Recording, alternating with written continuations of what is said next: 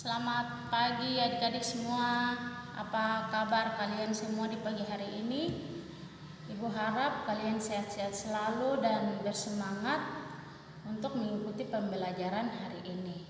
Dan materi di pagi hari ini yang akan kita bahas yaitu cerita rakyat. Nah, sebelum kita masuk ke pembelajaran selanjutnya, langkah baiknya kita awali dengan doa. Nah, berdoa mulai.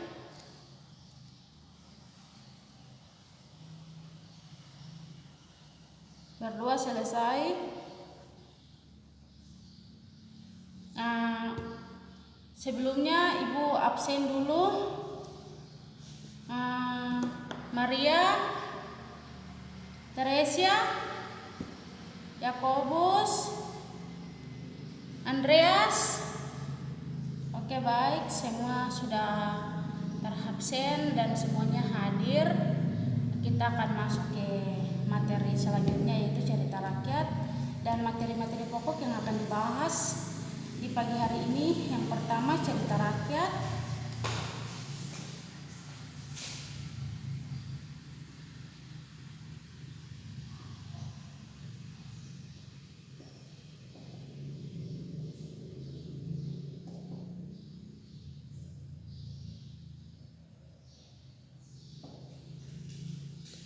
Yang kedua, pengertian cerita rakyat menurut para ahli.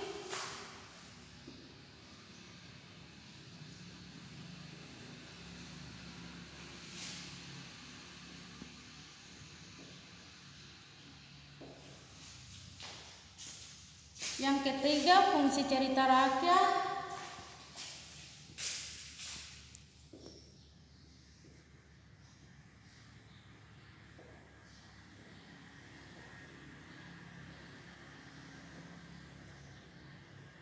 Yang keempat, ciri-ciri cerita rakyat.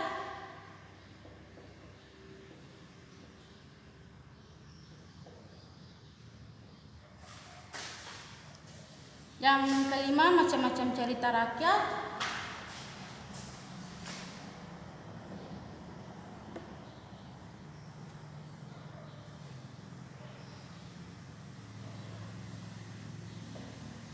Dan yang keenam, contoh.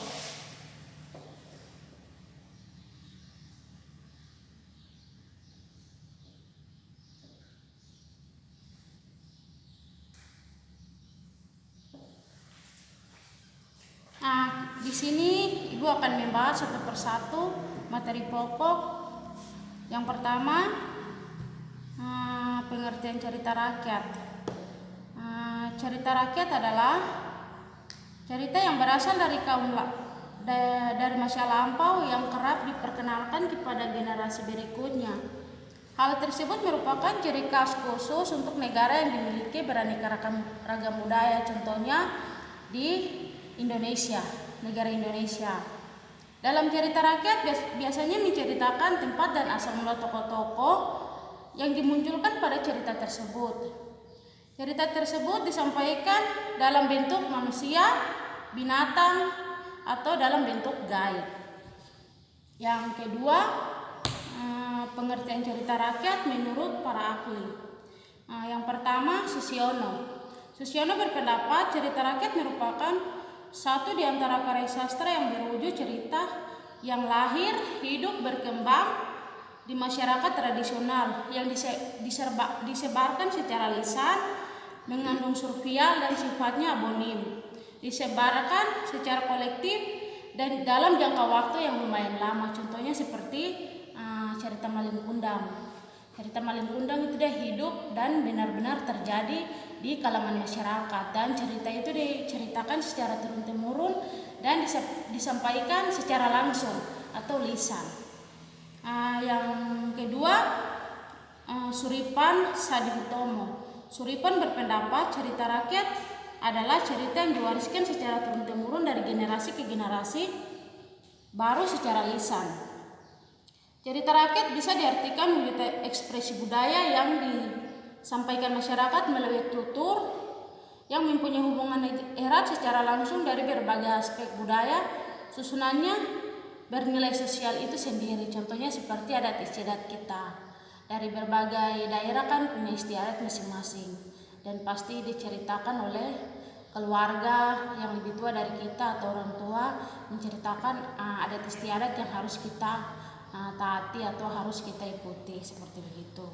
Yang ketiga, Hasan Hawang. Hasan Hawang berpendapat cerita rakyat adalah suatu kisah yang memperjuangkan kisah cinta atau yang benar-benar terjadi di masa lampau, yang dijadikan pembelajaran yang akan datang, seperti contoh perjuangan cinta Rama dan Sinta. Yang keempat, James dan Ian Jaya berkesimpulan cerita rakyat mengenai perjuangan cinta yang tergolong sebagai karya sastra yang faktornya diwariskan secara turun-temurun. Kita masuk yang ketiga, yaitu fungsi cerita rakyat.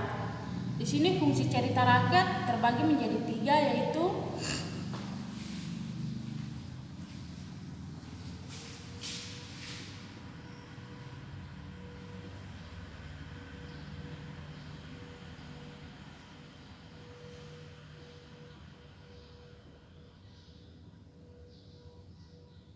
yang satu,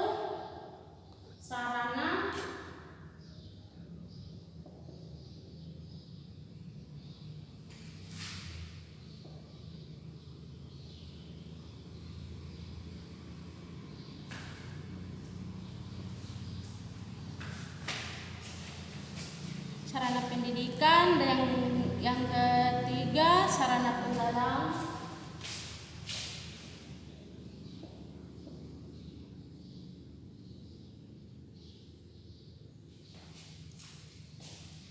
Di sini sarana hiburan dengan mendengarkan cerita rakyat seperti dongeng, myth atau legenda, kita seakan-akan diajak berkelana ke alam yang kita jumpai dalam pengalaman hidup sehari-hari.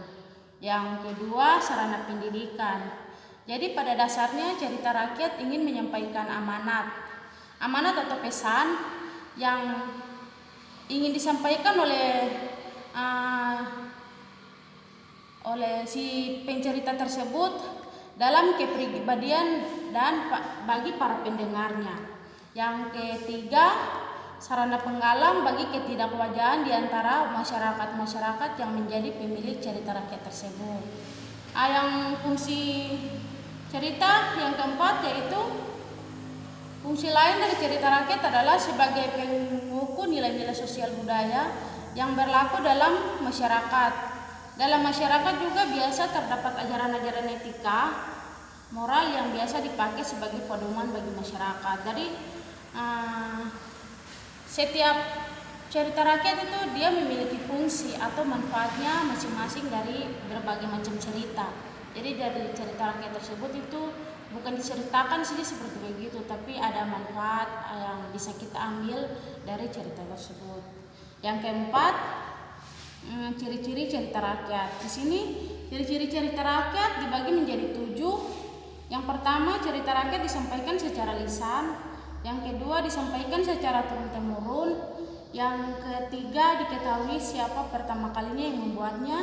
Yang keempat, kaya akan nilai-nilai leluhur. Yang kelima, bersifat tradisional.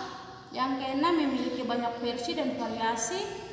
Dan yang ketujuh, mempunyai bentuk leads dalam susunan atau cara pengungkapannya. Nah, ciri-ciri ini ceritanya itu disampaikan secara lisan atau bicaranya secara langsung. Terus disampaikan cerita tersebut disampaikan secara turun-temurun dari anak menceritakan kepada dari orang tua menceritakan kepada anaknya.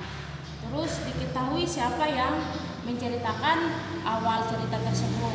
Nah, cerita rakyat itu kita tidak tahu siapa yang menceritakannya duluan, siapa yang mengarangnya duluan, kita tidak tahu.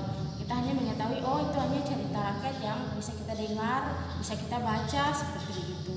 Dan kaya akan nilai-nilai leluhur seperti cerita Malin Kundang. Malin Kundang itu dia punya nilai positifnya yang tinggi, yaitu kita diajarkan untuk selalu menghargai ibu kita.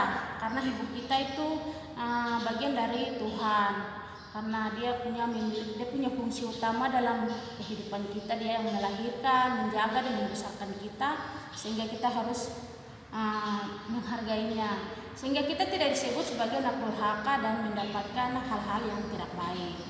Yang kelima, bersifat tradisional.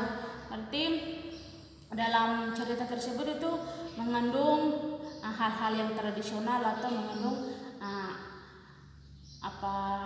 hal-hal yang bersifat tradisional, memiliki banyak versi dan variasi. Cerita dongeng, cerita rakyat itu tidak semuanya itu sama, tapi ada yang berbeda-beda. Ceritanya itu berupa nasihat, ajakan, atau mungkin hanya cerita untuk lucu-lucu untuk menghibur, seperti begitu. Yang ketujuh, mempunyai bentuk sulit dalam susunan acara atau pengungkapannya. Yang keenam yaitu macam-macam cerita rakyat. Di sini macam-macam cerita rakyat ada 7, dibagi menjadi 7, yaitu yang pertama legenda. Legenda merupakan sebuah cerita yang memuat asal mula terjadinya suatu tempat, seperti asal-usul cerita Banyuwangi, asal-usul Danau Toba, dan bentuk Tangkuban Perahu. Itu contoh dari legenda. Yang kedua, fabel. Fabel merupakan cerita rakyat yang tokoh pelakunya berupa binatang, dan binatang tersebut dapat berperilaku layaknya manusia. Rakyat ini mempunyai cerita ini mempunyai kisah yang sakral atau mistis, seperti contohnya seperti Nyi Roro Kidul, Dewi Sri, Hikayat Samboma. Itu contoh dari mit. Yang keempat, sage merupakan sebuah dewa-dewi atau sifat yang penuh mistis, yang seperti kisahnya Nyi Roro Kidul, Roro Jonggrang, dan Damar Ulan. Yang kelima, cerita jenaka. Cerita jenaka merupakan cerita yang mengandung kebodohan atau hanya lucu. Contohnya seperti cerita Pak Pader, Pak Blalang, Si Kebayan. Yang terakhir yaitu contoh-contoh cerita rakyat. Di sini contoh-contoh cerita rakyat itu banyak sekali yang ada.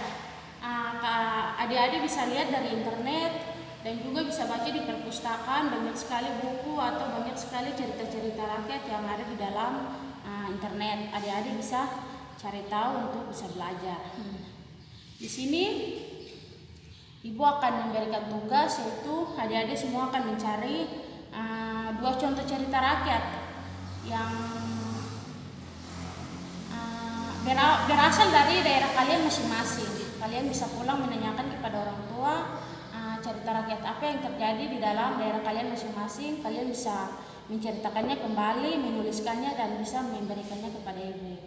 Dan ibu rasa pembelajaran kali ini cukup sampai di sini, dan ibu ingin menyampaikan mungkin di adik-adik semua mungkin ada yang belum paham tentang materi yang ibu sampaikan atau menjelaskan hari ini. Kalian bisa bertanya. Dan ibu harap pembelajaran kali ini sampai di sini saja. Kita akhiri semua dengan doa. Mari kita berdoa. Berdoa selesai. Sekian pembelajaran hari ini. Sekian dan terima kasih. Selamat pagi adik-adik semua.